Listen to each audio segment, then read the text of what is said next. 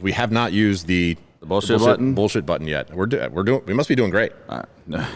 Nobody's slinging BS today. Yeah. Right, exactly. All truth bombs. Just facts. Truth bombs. Exactly. All facts all the time. All right, cool. Well, great.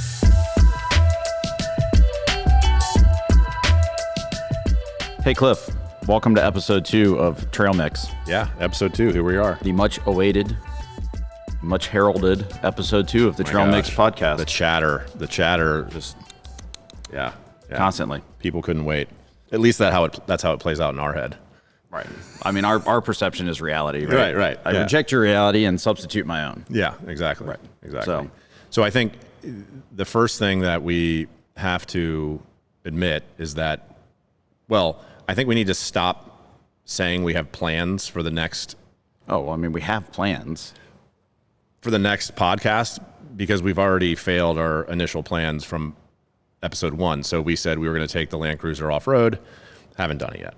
Well, step 1, make the plan. Step 2, throw out the plan. Step 3, make a new plan. So we moved straight to making a new plan. Right. So we have a partner, Vinyl Fox, and they're local here. They're all about vinyl and all sorts of other things. They have different brands, and we hooked up with them about putting some decals on the Land Cruiser and selling them. And so it kind of went into prototype with them. And the first design that we came out with is kind of an homage to the FJ60 Land Cruiser. Right. Yep. And we've gone through a couple iterations of it. The iterations have looked good so far, but this next one is going to be... It's going to be mint. It's going to be mint. On the driver's side, there's this little sort of flat piece right in front of the hood where it's a perfect spot for the 3 TRD colors. And then on the back of the Land Cruiser, on the opposite side of where it says Land Cruiser, there's another great flat space just to put a little flare there. We're super pumped about that. We do have other plans for the Land Cruiser as well. Yeah. So we do have some... Beyond vinyl? Well, we do have some parts. Yeah. In the shop. We carry a lot of Westcott stuff, and we reached out to the guys over there. I talked to Jessica, and she was more than happy to send us one of their new Land Cruiser Westcott lift kits. Heck yeah. So that will be going on. We also got a brand new set of the Method race wheels, and to go along with the vinyl project that you were working on, I figured I'd add my own addition to that. So Method has those really awesome heritage center caps. Mm-hmm. So obviously everybody knows, they've kind of seen now, black Land Cruiser, black wheels, black center caps with the Toyota, the flare. And then we got a set of Nitto tires. We're going to wrap those Methods in, and I think it's really going to just the culmination of lift, wheels, tires, the vinyl. It's definitely going to set the Land Cruiser apart from even. We've seen a couple of other black Land Cruisers around Frederick and around this area, so definitely going to be no mistaking which one's ours. Yeah, for sure. From this point forward. Yeah. And what I like about the new Land Cruiser is it definitely feels like, it doesn't feel like a modern, I mean, it is a modern vehicle, but it also feels very classic. And what these decals do is it sort of pays homage to that sort of retro feel, which is, I think, super cool. So we're excited to be able to debut that. And as we said, holding true to what we did say in the first podcast, is that we were going to come out with some stuff for the Land Cruiser. Yeah, absolutely. So this is step 1. Again, like you said, the aim of these decal packs is that it's going to be obviously displayed on ours, but it's going to be something that somebody can purchase and then apply to their own vehicle. So it'll be kind of a pre-made kit. Yeah. So it'll be a good thing to be able to mail out, and people want to customize, personalize their Land Cruisers. They can use the same thing. So. Absolutely. Yeah. And there's going to be a whole install video. There's going to be an install kit. So you don't need any of the parts or products in order to make sure that you put it on well and it stays. And that's all in partnership with Vinyl Fox, which we're super pumped about. Coming down the pike. So it's getting there. Yeah. So process. I guess we're not going to be taking it off-road before we start modding it. I knew this was going to happen. Yeah, I know. It's like buy a vehicle. We're going to leave it factory. Yeah. We tried. We try, guys. I'm really sorry. We thought really hard about not lifting it, and then it was just like, this is happening. Yeah. And I feel like we're going real conservative with the lift. I mean, we're putting the we're the Westcott leveling kit, Westcott full pre 285s, right? We're putting on it. We're 33 equivalent. Yeah, we're not going crazy. I know what the ones at Westcott debuted. They had the standard one with 35s. They had to do some cutting to get there, right? Well, they had to remove some of the crash support, the lower valance around the front bumper. I had to take the mud flaps off, which we both said that we liked the first edition mud flaps. So we went more of so that's their 35-inch tire. And then they have the Moab Cruiser, which is a beast. It's awesome. Yeah. I mean, it's freaking awesome, but a lot of custom suspension work. Yeah. So we went more on the conservative, like a little bit of a lift and level, slightly oversized tires, give it a little bit better look, maybe a little bit more off-road capability, but still like a nice daily, drive it to the office, drive it around town, go grab the groceries, but then you want to hit the trail on the weekend. Good to go. You're good to go. Yeah. So kind of kept it more in the conservative middle than the Moab Cruiser, which totally badass, but serves a different purpose. Yeah. Like when we try to go get groceries in my 4Runner or your Tundra, it's like you barely can't double park. Like I'm just like on the lines, like middle to the end of the parking lot. Oh yeah, I'm all the way in the back. All the way in the back. Getting my steps in. Right. My daughter loves it. She's like, "Why do you always park so far away?" It's like, sorry, baby. Like, man, one day you'll understand, kid. Yeah. Yeah. When you start modding vehicles, and she better. It's a requirement, I think, in my family. Like, you're like, have you done anything to your vehicle? No? Get out. Yeah. Really? You just ditch kids like that? Yeah. How many do you actually have? I mean, the girls love it. Okay. They're always like, what else are we doing to the trucks? Like, even my oldest one, she's like, can I help? I'm like, sure. Yeah. Future TGP employees. Yeah. Yeah. Well, I mean, if you ask them, they're already the mini bosses. So. Right. They are. They absolutely are. As are yours. Right. Well, yeah, I've got a 15-year-old that is actually punching the clock now. Yeah. Yeah, this summer. Yeah, it's wild. Very cool. All right, so to transition a little bit to something that we've been kind of working on for the last year, talking about for the last year. Once we moved into our new space, which really gave us the opportunity to actually have full-fledged installation services, we still waited a year until we kind of take some time to and just kind of for everybody's reference, the shop that we were in May of last year was 1,700 square feet. Right. It was a little tunnel shotgun, one bay door, but all of the deliveries, all of the stuff, the head unit, everything that was going in and out of the shop had to go through that one door. Right. So doing installs was kind of hit or miss for, in the beginning. We eventually had that other space that we kind of shared, that kind of worked. But now we have a 6,000 square foot warehouse and 2 bays. We have a post lift, the tool, it takes some time to get the right stuff. But now we have a dedicated install bay. Yeah. And we've had those install bays. I mean, we've been in this space for over a year now, but kind of like we do on the buy it and build it and ship it side, the e-com side. The e-com side of the business, we really work to perfect our craft, like with the install videos and all that stuff. So we wanted to carry the same sort of OCD mentality. Yeah, I mean, you don't want to just like throw something out there when it's like, maybe it'll work. Like, it's not. And we're talking about process here, not the actual installation. So but I mean, that's just not our style either way. Right. Like, we want to make sure that it's the right way first time. So we've had Casey here. So Casey's been with us, almost 2 years now. So Casey was brought on with the vision of, because he's got, I think he's just employee number 4. Yeah, all the skills in the world to install anything. But he was with us for almost 2 years, just sort of helping out in any area that we had, building head units, building speaker bundles, chipping in other areas, obviously involved in getting the shop process up and running.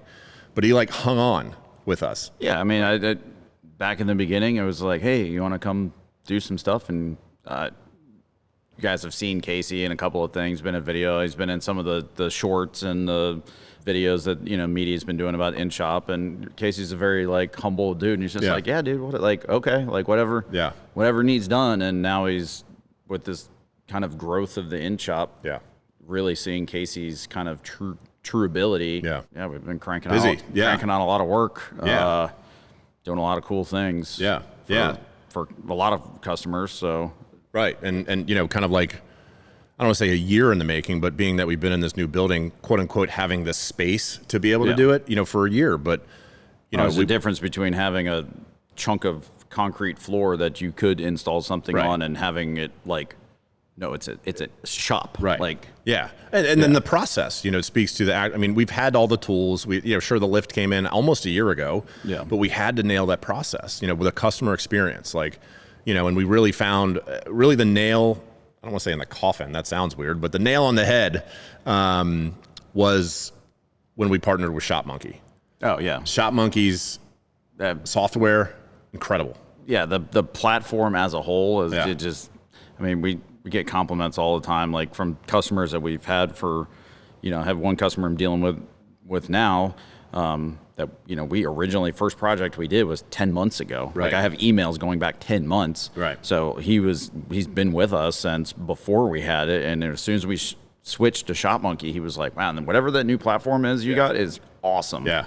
It's sweet, man. I mean, it's, you know, for those that don't know, ShopMonkey is basically just a, you know, invoicing system. It's you know, communication with customers. Everything. I mean, we have the ability to text back and forth with a customer, which I think is huge in today's kind of day and time where, you know, everybody has their phone with them at all times, but not everybody always has like the availability to check email.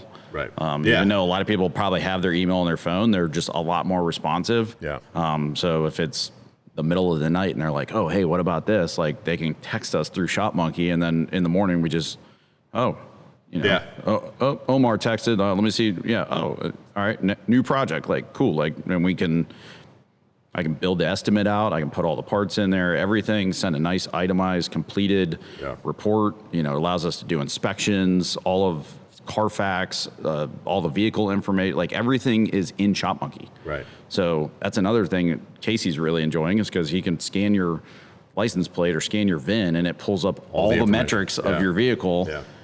And it's, we're basically the Flintstones before this, and now, we've grown up a little bit. We've grown up. Yeah, no, it's great, and I think people are enjoying it. Yeah. And it's definitely, you know, again, as we talk about growth of the business, it's one of those. It was one of those steps that needed to be done. Yeah. I actually talked to the ShopMonkey guy yesterday, and you know, he was like, man, I'm really happy that this has worked out, like.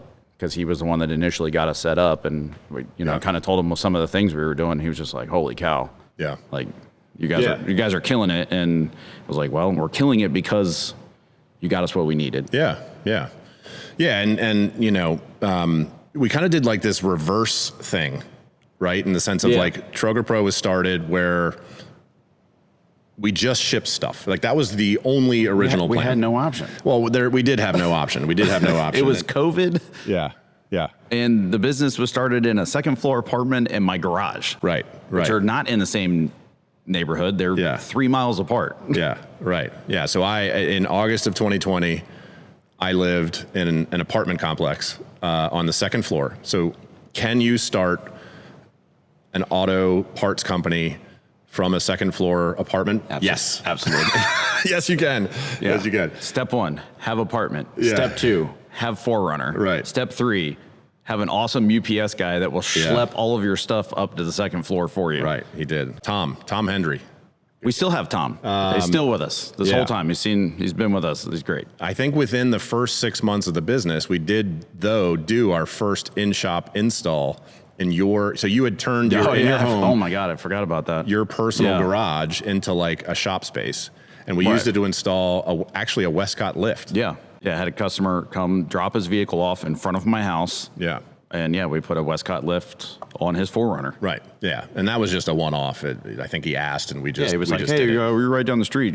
Can you do it?" We're like, "Yeah, absolutely." Yeah. So your truck had already had it on there, and like we'd already been dealing with Westcott, and it was like, "Yeah, sure." Right. So basically from August of 2020, when the business was created, until I believe February of 2022, it lived in a second floor apartment building. People probably don't know this. And your garage. So all the videos were shot in your garage, if not, then also outside somewhere. And in my neighborhood or in the top of your complex. Yeah. Our rustic scenic backdrops.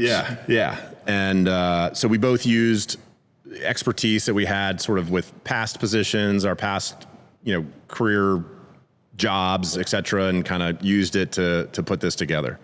And then I moved. So it was a largely home-based business. Again, middle of COVID, like it was just complicated. And I moved literally, I think, a mile.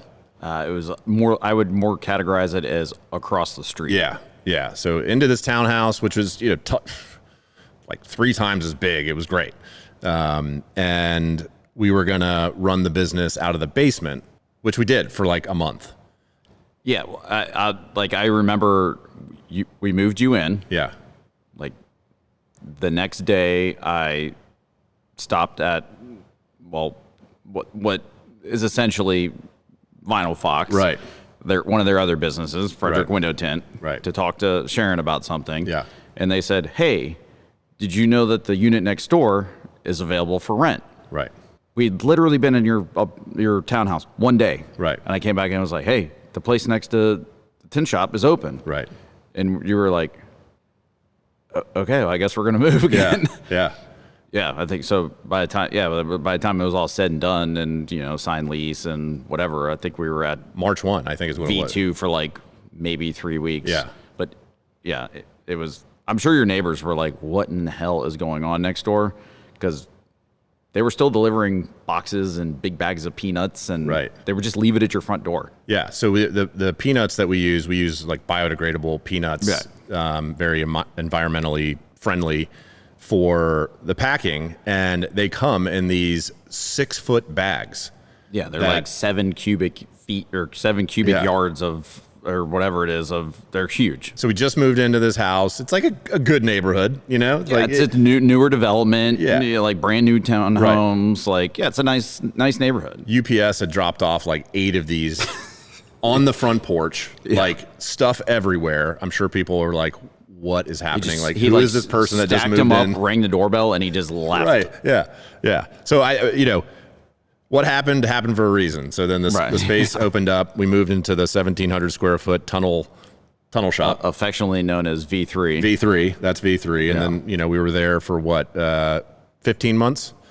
Yeah, just over a year. Yeah. And then we moved into this new space, which is awesome. And it's funny that this shop, we have 2 spaces. We have, the office and shop area. I think it's about 9,000 square feet. And then the media space is about 5,000 square feet. But they're both, 4/10 of a mile away from the old apartment? If you go out the back of the shop, the main road across the street, or literally, not even joking, on the other side of the street is your first apartment. Is V1. And so this gets back to Tom, the UPS driver. So Tom, the UPS driver, would come drop off packages at the second floor apartment.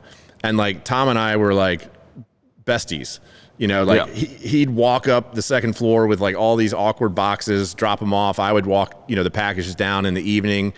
I worked out a deal with him where, he could, like I could have a pickup, because like a pickup's expensive.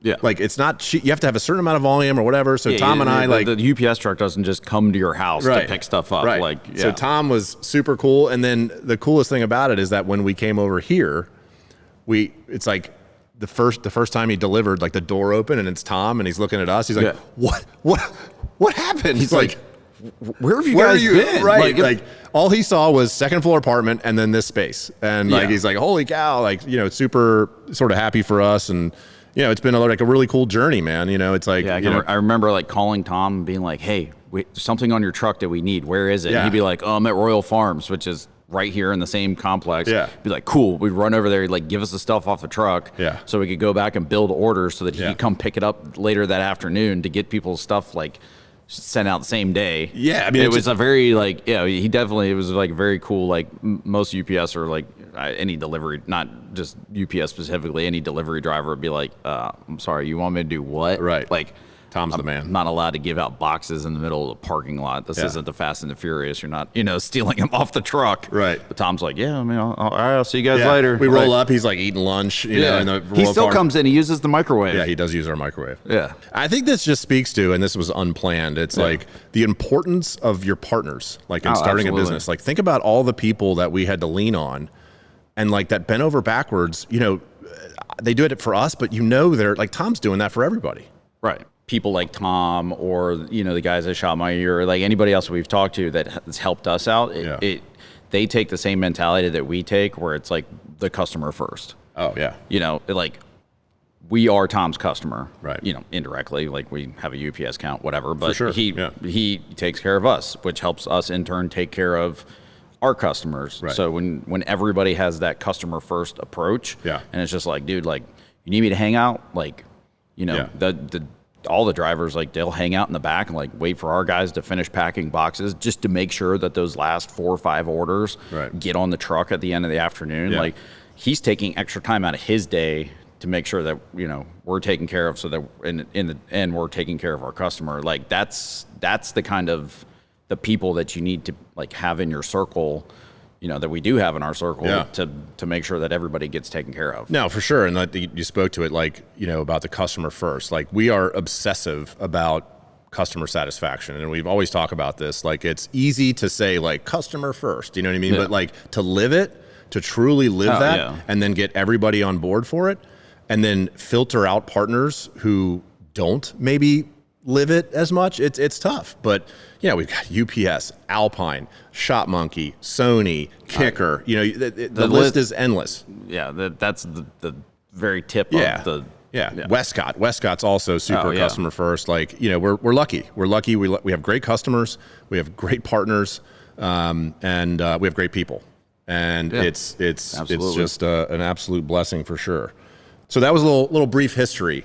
And then we've been here and it's been great. It's like I said, super grateful to be at this point, and definitely owe it. Huge debt of gratitude. Customers, a lot of people, as they would say in Top Gun, the list is long but distinguished. That's right. That's right. That's right. Absolutely. Okay, so now a brief. Did you know? Oh, all right. Ooh, fun factoids. I love those. Yeah. Fun factoids. And actually, the first did you know is we have not used the. Can I say it on the bullshit meter? Yeah, the bullshit button. Bullshit button yet. We must be doing great. Nobody's slinging BS today. Right, exactly. All truth bombs. Just facts. Truth bombs. Exactly. All facts all the time. All right, cool. Well, great. We're doing well. So we're a East Coast based Toyota company. East Coast, true and true. We think we have mountains. Yeah, we think we have mountains. We've been told factually by the West Coast guys that is not the case. Those are speed bumps. We are okay with it. Yeah. It is where we live, and it's how we've accepted it. We live vicariously through your photos and videos of Moab, of Colorado, Black Bear Pass, wherever. Middle of nowhere. Yeah. And maybe one day we'll make it out there. We haven't done it yet. That being said, the reason we're mentioning that is that East Coast is also very Jeep heavy. Oh, yeah. For every 4Runner, there's like 100 Jeeps. They're everywhere. Yeah. They're just buzzing all over all the time. Fun fact, my first vehicle was actually a Jeep Wrangler. It was a 1989 red Jeep Wrangler, 5-speed. Had some really bad engine problems, which came under recall. So like, I bought this old vehicle that then all of a sudden I got a brand new engine in, which was perfect. great. Yeah. Perfect. It was phenomenal. I had a 02 YJ a 92 YJ, sorry. Yeah. That the motor was about the only good thing in it. And it was a complete, I always called it an onion. Yeah. Because as you peeled back the layers, it was just like, oh, there's more rust. Yeah. And more rust. Right. And more, so typical Jeep. Jeep things. But I think it's a rite of passage that everybody has a Project Jeep. Yeah. No, I mean, I had a lot of fun, in that Jeep. I mean, I loved it. In fact, I used to wake up in the morning and be excited, back then. I didn't go anywhere fast in it, but it was fun to drive. Take the top off, man. Mine was 5-speed, so I could only really put my foot on take the doors off, put my foot on there if like I was on the highway or got into 4th gear or 5th gear or whatever. Yeah.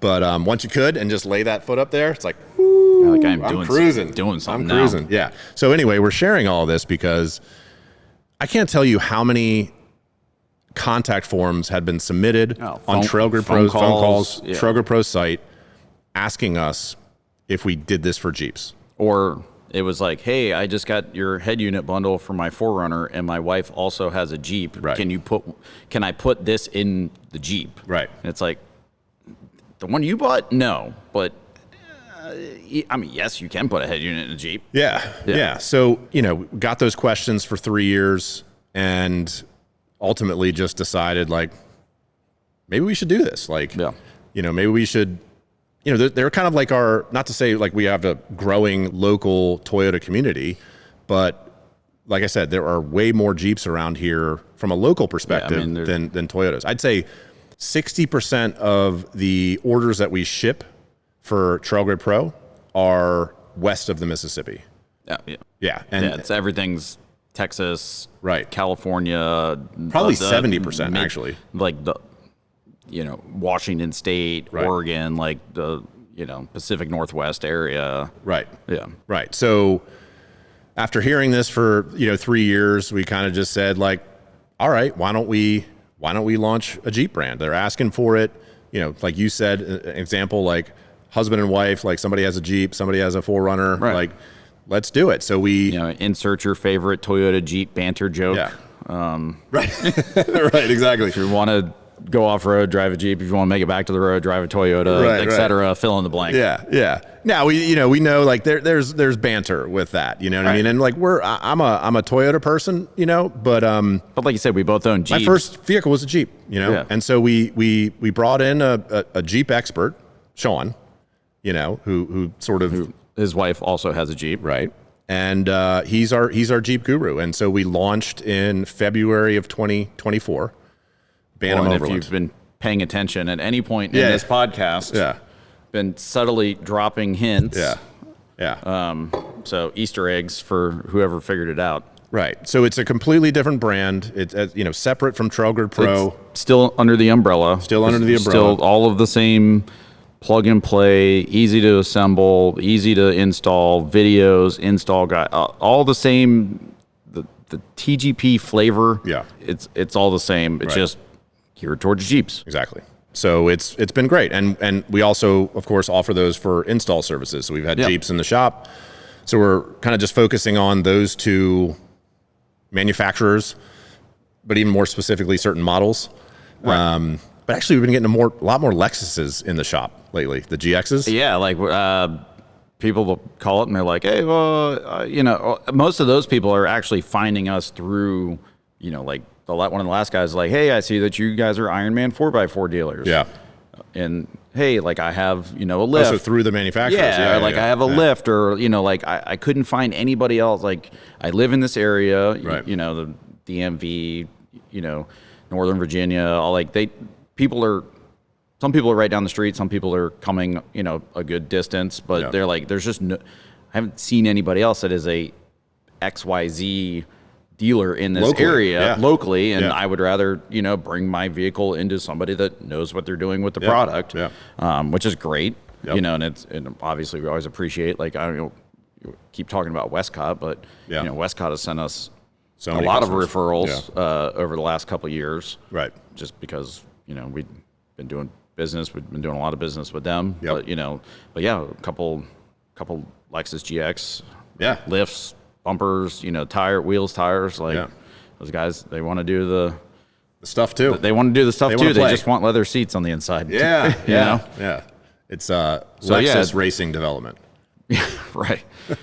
I mean, we completely unrelated, but again, to help a guy, we put a lift kit on a Subaru. That's right. We did, didn't we?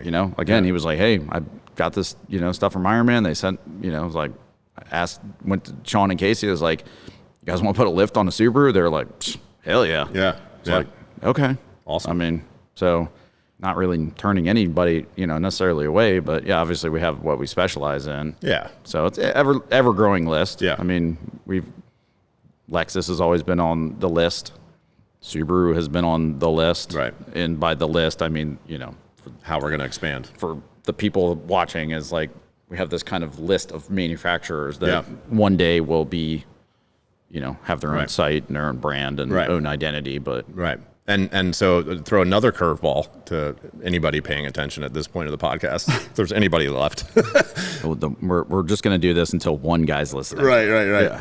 So we actually also have a Harley brand, Harley Davidson. Yeah. So Note Cycles, again, same TGP experience. No lifts, wheels, and tires. No lifts, wheels, and tires. No installation services. It's our sort of original business model, which is shoot videos, great customer service. Plug and play audio upgrades for your Harley Davidson motorcycle. Yep. And that's notecycles.com. And we kind of kept that under wraps for a while just because we do separate brands. We want them to be individual to their specific niche. So Harley guys and gals, Jeep guys and gals, and Toyota. Yeah, but it worked that way for a while. Yeah. And then I think we noticed it before the customers maybe noticed it, where the same customer ordered a head unit for his 4Runner and then also ordered something for his motorcycle. And then talk to the same person. And talked to both times they talked to the same person on the phone, and they were like, wait It's like this weird deja vu thing. Wait, voice sounds familiar. And it's like, yeah, we do, but again, originally we tried to keep it very all right, you're Toyota, you're this, you're that. Mm-hmm. But like you said, we just got so many emails and so many calls where it's like, hey, well, I have this vehicle, but I also have 1, 2, 3, 4 other vehicles, at my house, and I want to do the same thing for all of those. And they're asking our recommendation of, do you know where to go? Yeah. And then it was kind of like, and then you had to give them the whole story. And then they're like, oh, well, that's awesome. Yeah. What do you have? Yeah. And so originally, Toyota was the plan. Yeah. Toyota, just very simple. And then so that was August of 2020. Note Cycles came into play it was March of 2022. And then Bantam Overland in February of 24. So every 2 years, we've kind of launched a new brand, and we've never really talked about it. We just let them kind of do their individual things, and now we are. Episode 2, yeah, pulling the curtain back, lifting the veil, whatever, releasing the big secret. And the reason we keep them separate is because we want the shopping experience for the Toyota fanatic to be just Toyotas. We want the shopping experience for the Harley rider to be just Harleys. And same thing for Jeeps. Yeah, because if you don't want to go on one website and you have to scroll through, endless amounts of vehicles to try to find what it is, I mean, it's the same approach with the the YouTube videos. People go to YouTube University, and they type in whatever their vehicle is, and then the part they're looking for. Yeah. That people want very concise search fields. Yeah. So again, the point of having Toyota, Jeep, Harley, you just go to that one site, and we have everything there for you. Yeah, absolutely. So I think I'll just wrap this up with a couple things, which is just the utmost thanks and gratitude to all of our customers. Absolutely, we would not be. I mean, it's pretty simple. We would not be here without you. And then our number one goal is customer experience, and we would not have those customers if we didn't have great people. So our team here, incredible. To be able to, a lot of our customers, a lot of our staff that we talked about will bounce from one Jeep question to a Toyota question to a Harley question. It's hard. It's hard to know all those different things. But they do it, they seamlessly throughout the day. Yeah. Whether it's phone, they're answering a Jeep question by email, the phone rings, and then it's a Toyota question, and to be able to mentally shift and give people correct information quickly, they're great. And then, like we talked about earlier, the other kind of component of this is our vendor partners. Yeah. Anything that we need, they're always there to help. Bend over backwards. So again, all of kind of a cumulative thing. Yeah. Customers, staff here, vendor partners, it all feeds into at the end of the day, making sure that people get high quality stuff for upgrading whatever their vehicle is, Toyota, Jeep, Harley, in an appropriate manner. Absolutely. And then us being there to support them if they run into issues or have questions. Yeah. And then the media team. Oh, yeah. Yeah. Yep. Fire. And guess what? What? It's Austin's birthday. Oh, it is. Today is Austin's birthday. Happy birthday, Austin. He's super excited to be 22. Yeah. He's not quite 22, but close. Close. We love him. All right, Brian. I always knock off a couple years from, whatever your birthday is. Absolutely. Well, brother, So until next time. Yeah. Time for Free Lunch Friday. Free Lunch Friday. Is lunch here yet? Yeah, let's do it. All right, buddy. See ya.